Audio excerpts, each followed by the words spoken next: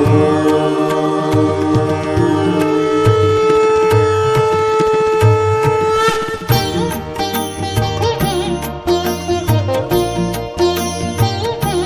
श्री महाकाल महादेव का फलित ज्योतिष शास्त्र में आपका स्वागत है। आज के विषय में हम चर्चा करने जा रहे हैं सिंह राशि का मासिक फलादेश अप्रैल 2025 में कैसा रहने वाला है। तो इसी विषय पर आज हम चर्चा करेंगे लाल किताब के अनुसार मासिक कुंडली निर्माण कर तो सिंह राशि का राशि फलादेश करने जा रहे हैं। पिछले वीडियो में हमने कर्क राशि का मासिक फलादेश किया। तो आज का विषय जो हमारा रहेगा वो सिंह राशि का रहेगा। क्या कहते हैं इनके भाग्य के सितारे, कैसा रहने वाला है अप्रैल 2025 का महीना। तो बढ़ते बिना समय गवाए फटाफट हमारे टॉपिक के। तो जैसे कि आप स्क्रीन पर देख पा रहेंगे प्लैनेट की आप दशा देख लीजिए, किस भाव में कौन सा प्लैनेट बैठा है। तो धन भाव में कन्या राशि में केतु देव और कुंभ राशि में अर्थात जो सप्तम भाव जहां पर आप देख पा रहेंगे उसमें शनि देवता कुंभ राशि में बैठे। 8th हाउस में सूर्य राहु बुध शुक्र चौगड्डे गिरे बैठे और 10th भाव जो कि वृषभ राशि में बृहस्पति देव देवताओं के गुरु और लाभ के घर में मंगल देव जो कि मिथुन राशि में बैठे। अब ये प्लेनेट आपने देखा, स्क्रीन पर आप देख भी रहे हैं। अब मंगल देव की सिचुएशन को चेक करें ना तो 5 अप्रैल को मंगल कर्क में प्रवेश करेंगे। जो मंगल 11वें भाव में आप देख रहे हैं वो 5 अप्रैल को कर्क राशि में अपने मित्र के घर में, जो कि वैदिक के हिसाब से बात कर रहा हूं, उसमें पहुंच जाएंगे। और 14 अप्रैल को सूर्य अपने स्वयं के पक्के घर में जो कि मेष राशि में पहुंचेंगे अपने मित्र के घर में। और 29 मार्च को शनिदेव मीन में भ्रमणशील करेंगे, जो कि आप देख पा रहे हैं स्क्रीन पर वैदिक के कुंडली के हिसाब से शनिदेव कुंभ में है। तो ये तो हमने प्लैनेटों की स्थिति को चेक किया। अब बात करेंगे हम सिंह राशि की। जो आप कुंडली देख रहे हैं ये वैदिक की, मैं लाल किताब के अकॉर्डिंग मैं अगर मानूं तो फर्स्ट हाउस में आप मेष राशि मानकर चलना पड़ेगा। ये आपको समझा, इसके लिए मैंने इन टेबों को फिक्स कर रखा था, क्योंकि मेष राशि किताब के अकॉर्डिंग फर्स्ट हाउस में ही होती है, फिर धन में वृषभ राशि, ऐसे एंटी क्लॉक बाकी राशियों को फिक्स कर दी जाती है। लेकिन आपको समझने के लिए आसान हो जाएगा, इसीलिए मैंने वैदिक कुंडली को यहाँ पर मैंने रखा है। जो कि सिंह राशि का एनालाइज कर रहे तो उससे फर्स्ट हाउस में 5 नंबर लिखा है और यथावत जिस भाव में जिस राशि में जो प्लैनेट बैठे हैं उन्हें उन्हीं में बैठा दिया। अब मैं लाल किताब की और लेकर चलता हूँ कि अब जिस भाव में जो प्लैनेट है उन भाव में जो राशि है उन्हें मिटा दीजिए और क्रम से फर्स्ट हाउस में मेष धन भाव में वृषभ, ऐसे क्रम से भर दीजिए एंटी क्लॉक 12 राशि। तो ये हमारी ये मेष लग्न की कुंडली बनकर तैयार हो जाएगी। लेकिन यहाँ ग्रहों का कोई चेंजेस नहीं होगा, जिस भाव में बैठा रखा था वैदिक में उसी भाव में ये बैठे। अब सिंह राशि का एनालाइज अब करें तो सबसे पहले हम बात करते हैं कैसा रहने वाला है स्वास्थ्य इनका इस माह में अप्रैल 2025 में। क्या कहते हैं इनके भाग्य के सितारे। तो स्वास्थ्य उत्तम रहेगा, लेकिन ध्यान रहे कि सूर्य उदय से और सूर्य अस्त के समय ना तो दान लेना ना दान पुण्य करना। अन्यथा अगर इसके विपरीत गए आपने दान पुण्य भी किया तो आपको स्वास्थ्य संबंधित बीमारियों, बवासीर जैसी रोग से आप पीड़ित हो जाएंगे। गुप्त संबंधित मृत्यु तुल्य कष्ट तक आपको दे सकता है, इसलिए सोच समझकर ही दान करें इस माह में। और 14 अप्रैल 2025 के बाद में आप दान पुण्य कर सकते हैं, तो ऐसे में आपको पॉजिटिव रिजल्ट आपको भरपूर मिलेंगे। लेकिन अगर दान पुण्य करना हो तो सूर्य उदय सुबह शाम के टाइम पर आपको दान पुण्य नहीं करना है। ये सोच समझ कर रहना। स्वास्थ्य उत्तम रहेगा, सोचने विचारने की शक्ति अच्छी रहेगी, लेकिन यहां पर भ्रमित रहेंगे आप, डिसीजन ठीक से नहीं ले पाएंगे। लग्नेश के जो पक्के प्लेनेट बनते सूर्य देवता 8th भाव में बैठे और राशि अधिपति की बात करें वो मंगल देव आप देख पा रहेंगे लाभ के घर में।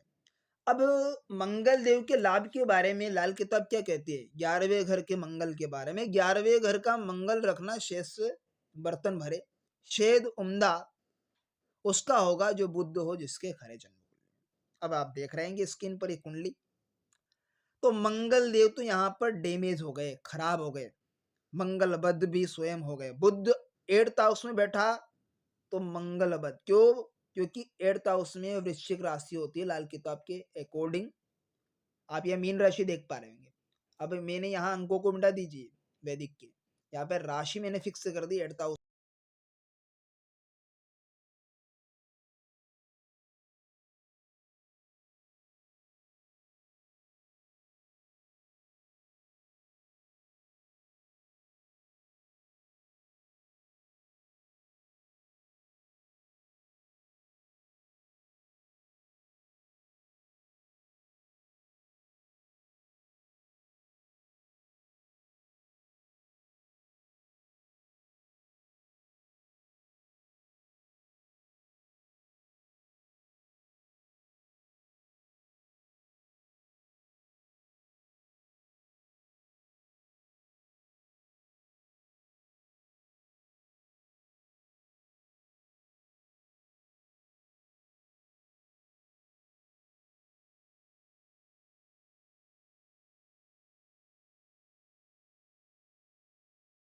और यहाँ पर बुद्ध की रेमेडी आपको करना बेहद जरूरी होगा।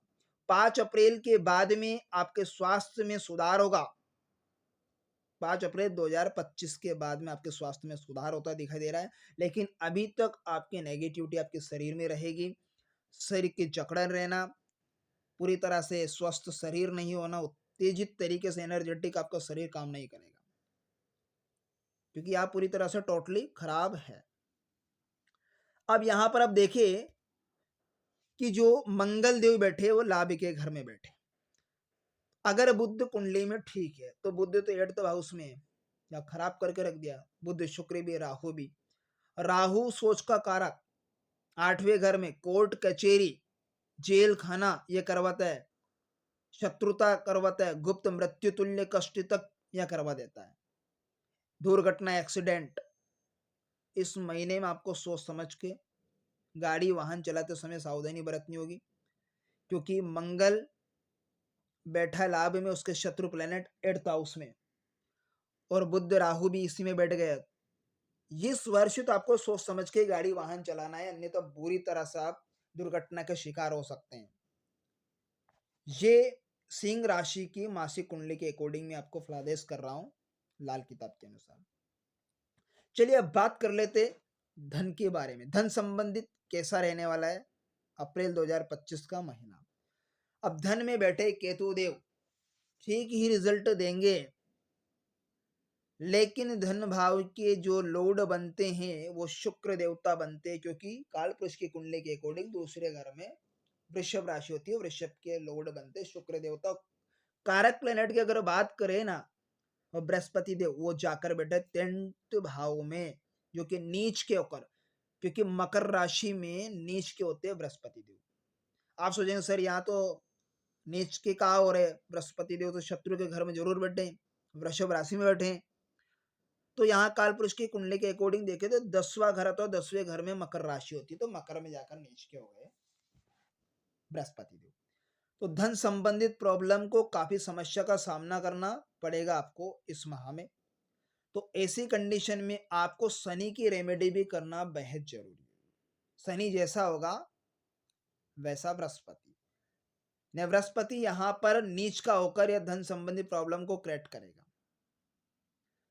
सफेद पीले वस्त्रों साधु संतों से दूरी बनाकर रखे इस माह में, तो आपके लिए फायदेमंद साबित होगा, क्योंकि मैं लाल के किताब के अकॉर्डिंग में आपको बता रहा हूं। 10वें घर के लोड बनते शनि देवता 7th हाउस में उच्च के बैठे। काल पुरुष की कुंडली के अकॉर्डिंग देखे 7वें घर में तुला राशि, तुला में सिंह, तुला में शनि देवता उच्च के हो जाते हैं। तो यहाँ पर शनि देव बैठे हैं, लेकिन 29 मार्च को शनि देव भी मीन राशि में भ्रमणशील करेंगे, तो ऐसे में मियाँ बीबी के झगड़ों को और बढ़ा देगा, रुपए पैसे के कर्ज पे कर्ज ले दिलवा देगा। यहाँ पर मियाँ बीबी के आपसी संबंध में मतभेद होगा, धातु संबंधित रोग आपके उभर सकते हैं, गुप्त संबंधित रोग, बवासीर जैसी कंडीशन, लिंग के ऊपर कहीं ना कहीं आपके पिंपल टाइप निकल जाना, ऐसी कंडीशन आपके ऊपर। शनि जब 8th हाउस में भी साथ में होगा, तो सूर्य शनि का मेल होगा, तो आर्टिफिशियल प्लेनेट बनेगा, वो शुक्र मारा जाएगा, बलि का बकरा शुक्र। शुक्र यहाँ बर्बाद होगा टोटली 8th हाउस में इस माह में। तो इसलिए अपने स्वास्थ्य के प्रति, बीमारी के प्रति भी खास ध्यान रखें। नाभि जुबान माथे पर केसर का तिलक लगाना है, शनि की रेमेडी करना है, शनि का दान उपचार करना है। 800 ग्राम साबुत मूंग सरसों का तेल लगाकर नदी में जल प्रवाह करें ऐसी कंडीशन में, लेकिन सूर्य उदय से और सूर्य अस्त के पहले पूर्व करना है तो आपके लिए बेनिफिशियल रहेगी। राहु 8th हाउस में, तो यहाँ पर राहु का नेगेटिव रिजल्ट देगा। का चांदी का टुकड़ा आपके पास रखे। बुध 8th में है और शुक्र को यहाँ दूसरे घर में पहुंचाना है तो रुई और दही मंदिर में दान दे, तो यहाँ पर आपके लिए पॉजिटिविटी दिमाग के अंदर लेकर आएगा। तो ये तो आपको धन संबंधी प्रॉब्लम का निजात होगा, लेकिन पत्नी संबंधी प्रॉब्लम समस्या बढ़ाएगा। पत्नी अपने कुटुंब परिवार में किसी न किसी आए दिन बीमारी लगी रहेगी इस माह में, इसलिए उनके प्रति भी स्वास्थ्य के प्रति ध्यान रखना बहुत जरूरी है। चलिए अब बात कर ले भाग्य के। भाग्य के लॉर्ड बनते हैं बृहस्पति देवता, कारक प्लेनेट बनते हैं बृहस्पति देव, दोनों ही बनते हैं। राशि माने तो भाग्य स्थान पे धनु राशि होती है। 10th भाव में नीच को होकर दे रहा है, इस माह में नीच प्रवृत्ति टाइप आपके कर्मी भी होंगे। भाग्य पूरी तरह से चपेट में आएगा इस माह में, साथ नहीं देगा भाग्य। तो लाभ की बात करें तो लाभ भाव में मंगल देवता बैठे और कारक जो प्लेनेट बनते हैं बृहस्पति देव, बृहस्पति या बैठे 10th भाव में, वो भी नीच के होकर, तो टोटली खराब है, अर्थात यहाँ पर पूरी तरह से खराब होंगे। अब जब बुध राहु की युति 8th हाउस में आप देख रहे हो, राहु भी देव बैठे हैं, बुध भी बैठे हैं।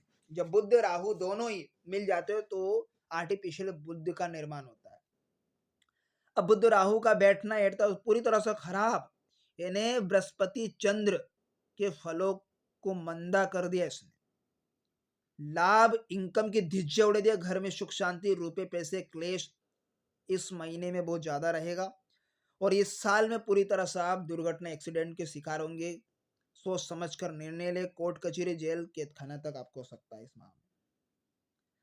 अब बुध राहु की युति होना तो गुरु चंद्र का फलों का मंदा करती है। जिस तरह बड़ के पेड़ से जो पक्षी उसके फल को नीचे फेंक देते हैं, ठीक उसी तरह से बृहस्पति चंद्र का मंदा फल यहाँ पर होगा। माँ के सुखों को तक को खराब कर देता है यहाँ पे। पिता पुत्र के संबंधों को खराब करेगा, सामंजस्य ठीक से नहीं बैठा पाएंगे। और केतु धन भाव में ये व्यवसाय बिजनेस की यात्रा करवाता है, लेकिन 8th में बैठा बुद्धि की दृष्टि धन भाव में, 8th में जितने प्लेनेट बैठे उनके धन भाव को देख रहा, तो यहां पर क्या होगा, यहाँ पे यात्रा तो करवाता है बिजनेस के अकॉर्डिंग, लेकिन यहां पर केतु को मंदा कर दिया बुद्धि के संबंध में। रुपए पैसे धन पुत्र संबंधी प्रॉब्लम क्रिएट करेगा। तो ये इतना बुरा योग जो जन्म कुंडली में आप देख पा रहे हैं, वैदिक कुंडली के हिसाब से भी आप देखें, लाल किताब के हिसाब से मैंने एनालाइज किया, तो बुध जो होगा सरकारी कामकाज नौकरी संबंधी समस्या को पैदा हो सकती है। बुध 8th हाउस में, सूर्य 8th हाउस में बैठा, अब यह सरकारी कामकाज तक को खराब करके रख दिया इसने सूर्य 8th में। जब ये 14 अप्रैल को बाद में ये सूर्य मेष में जाएगा 14 अप्रैल को, तो ऐसे में पॉजिटिव रिजल्ट आपके लिए लेकर आएगा, उत्साहवर्धन रहेंगे, हर काम में सफलता आपको भाग्य पूरी तरह से साथ भी देगा। अब चाहे आपका बृहस्पति 10th में बैठा हो, लेकिन बृहस्पति का उपाय करना बेइंतजाम जरूरी है। नाभि जुबान माथे पर केसर का तिलक लगाइए और चने की दाल को नदी में जल प्रवाह कीजिए, 4th हाउस में पहुंचाना बच्चों को बन जाए, तो ऐसी कंडीशन पॉजिटिव रिजल्ट यहाँ पर आपको मिलेगा। मंगल जब 12वें घर में पहुंचेगा 5 अप्रैल को, ठीक है, तो यहाँ 12वें घर में आप देख रहे हैं कर्क राशि है, तो कर्क राशि में मंगल देव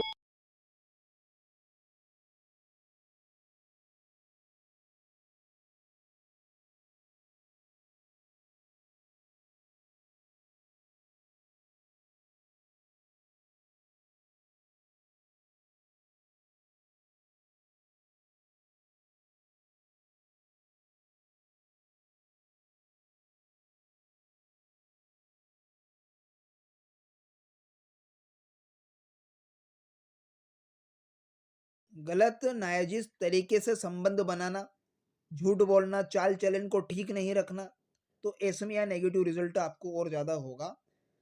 अब नाभि जुबान माथे पे केसर का तिलक लगाना। केतु 2 वाला क्या होगा, बार बार अपनी जो व्यवसाय के सिलसिले में यात्रा करवाने में तब्दील होगा। लेकिन बुध की दृष्टि केतु पर, तो यहाँ पर उसका केतु का जो फल होगा पॉजिटिव, वो नेगेटिव में तब्दील होगा। राहु भी यहाँ पर बैठा है अर्थ में, तो पूरी तरह से डिसीजन नहीं ले पाएंगे यात्रा करते वक्त व्यवसाय से संबंधित। तो इस प्रकार से सिंह राशि की कुंडली का एनालाइज किया। तो आशा करता हूँ आज का वीडियो आपको बेहद इंटरेस्टिंग समझ में आएगा। तो मिलते हैं किसी नेक्स्ट वीडियो में, तब तक के लिए आप मुझे दीजिएगा इजाजत। नमस्कार मित्र।